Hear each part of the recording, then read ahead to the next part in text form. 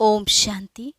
30 नवंबर 1970 की अव्यक्त मुरली वर्कर्स की वंडरफुल सर्विस। बाप दादा पूछते, मास्टर सर्वशक्तिमान बने हो? यह जो ग्रुप अधर कुमारों का है, ये सभी मास्टर सर्वशक्तिमान बने हुए हैं या बनने के लिए आए हैं?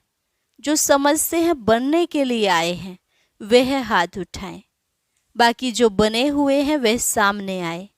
जब मास्टर सर्वशक्तिमान हैं तो पास ही पास हैं, कभी फेल नहीं होते, कभी भी किस बात में फेल नहीं होते। अच्छा भला कब फीलिंग आती है?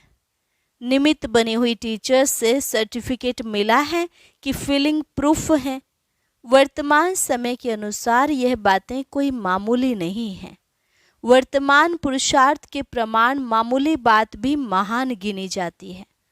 समझा, जैसे जितना बड़ा आदमी जितना अधिक धनवान होता है, उतना छोटा सा बुरा कर्म व गलती का छोटा सा 1 पैसे का दंड भी उसके लिए बहुत बड़ा होता है। तो इस रीति वर्तमान समय मामूली भी महान की लिस्ट में गिना जाता है। मास्टर सर्वशक्तिमान अर्थात फीलिंग से परे, सभी बातों में फुल, नॉलेजफुल, सभी शब्दों के पिछाड़ी में फुल आता है। तो जितना फुल बनते जाएंगे उतना फीलिंग का फ्लो व फ्लू ये खत्म हो जाएगा। फ्लोलेस को फुल कहा जाता है। सभी मास्टर सर्वशक्तिमान हो। जिन्होंने हाथ नहीं उठाया है वे भी मास्टर सर्वशक्तिमान हैं, क्योंकि सर्वशक्तिमान बाप को अपना बना लिया है। सर्वशक्तिमान बाप को सर्व संबंध से अपना बनाया है। यही मास्टर सर्वशक्तिमान की शक्ति है। तो सर्वशक्तिमान को सर्व संबंध से अपना बनाया है। जब इतना बड़े से बड़ा प्रत्यक्ष प्रमाण है, फिर क्यों नहीं अपने को जानते और मानते हो? ये प्रत्यक्ष प्रमाण सदैव सामने रहे तो माया जीत बहुत सरल रीति बन सकते हो। समझा?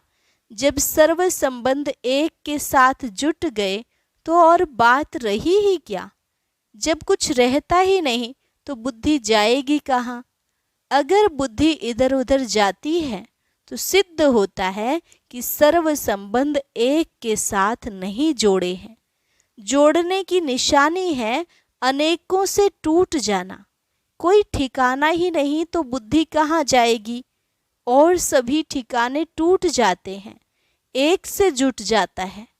फिर यह जो कंप्लेन है कि बुद्धि यहाँ वहाँ दौड़ती है वह बंद हो जाएगी।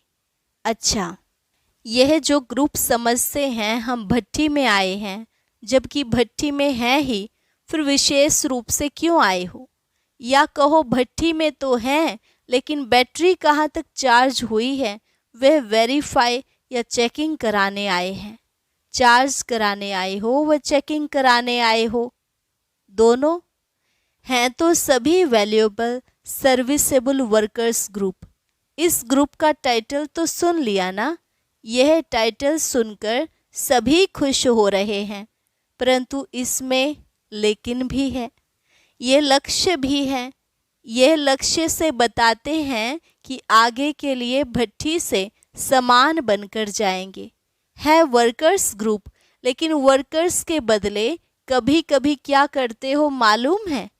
बाप दादा वतन से वर्कर्स का एक्शन देखते हैं जो यह करते हैं। कभी कभी बहुत विचित्र सर्कस करते हैं। जैसे सर्कस में भिन्न भिन्न एक्ट दिखाते हैं ना, वैसे यह भी अपनी अपनी सर्कस दिखाते हैं। उस सर्कस में क्या क्या पार्ट बजाते हैं वह देखने योग्य होता है कि कभी कभी वर्कर्स अपना विकराल रूप दिखा देते हैं। अपनी कमियों पर विकराल रूप धारण करने के बजाय अन्य पर विकराल रूप की सर्कस दिखाते हैं।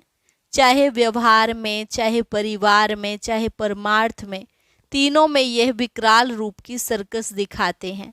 कभी कभी फिर दूसरी सर्कस व्यर्थ संकल्प के झूले में झूलने की दिखाते हैं। वास्तव में झूला झूलना है अतीन्द्रिय सुख का, लेकिन झूलते हैं व्यर्थ संकल्पों का। तीसरी सर्कस कौन सी दिखाते हैं? स्थिति बदली करने की सर्कस दिखाते हैं। रूप और स्थिति बदलने का पार्ट मेजॉरिटी दिखाते हैं। तो वतन में बैठकर बाप दादा वर्कर्स ग्रुप की यह सर्कस देखते हैं। पुरुषार्थी बहुत अच्छे हैं, लेकिन पुरुषार्थ करते करते कहाँ कहाँ पुरुषार्थ अच्छा करने के बाद प्रारब्ध यहाँ ही भोगने की इच्छा रखते हैं। तो इच्छा भी है, अच्छा भी है, लेकिन प्रारब्ध जमा करनी है। लेकिन कहाँ कहाँ अपने पुरुषार्थ की प्रारब्ध को यहाँ भोगने की इच्छा से जमा होने में कमी कर देते हैं। समझा? तो इस बात को खत्म करके जाना है। प्रारब्ध की इच्छा को खत्म कर सिर्फ अच्छा पुरुषार्थ करो। इच्छा के बजाय अच्छा शब्द याद रखना। समझा? इच्छा स्वच्छता को खत्म कर देती है और स्वच्छता के बजाय सोचता बन जाते हैं। यह है वर्तमान रिजल्ट। वर्कर्स का अर्थ है और करता, न कि सोचता। बाप दादा जानते हैं यह उम्मीदवार रत्नों का ग्रुप है। उम्मीदवार भी हो, हिम्मतवान भी हो, सिर्फ एक बात ऐड करनी है, सहन शक्तिवान बनना है। फिर उम्मीदवार से सफलता मूर्त बन जाएंगे। समझा? अभी उम्मीदवार मूर्त हो, ये एक बात ऐड करने से सफलता मूर्त बन जाएंगे। संपूर्णता के समीपता की निशानी है सफलता। जितना जितना अपने को सफलता मूर्त देखते जाओ, उतना समझो संपूर्णता के नज़दीक है। यह ग्रुप सफलता मूर्त बनने के लिए कौन सा स्लोगन सामने रखेंगे? स्लोगन यह है, प्योरिटी ही संगम युग की प्रॉस्पेरिटी है। यह है स्लोगन।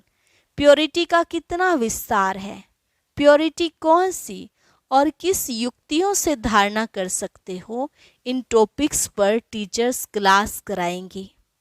बाप दादा सिर्फ टॉपिक दे रहे हैं, प्योरिटी के विस्तार को समझना है। संपूर्ण प्योरिटी किसको कहा जाता है? तो प्योरिटी ही प्रॉस्पेरिटी है। यह है इस ग्रुप का श्रेष्ठ स्लोगन। समाप्ति के समय संपूर्णता की परीक्षा लेंगे। पेपर के क्वेश्चन पहले से ही बता देते हैं, फिर तो पास होना सहज है ना। संपूर्णता क्या होती है, उसकी मुख्य 4 बातों का पेपर लेंगे। कौन सी 4 बातें, यह नहीं बताएंगे।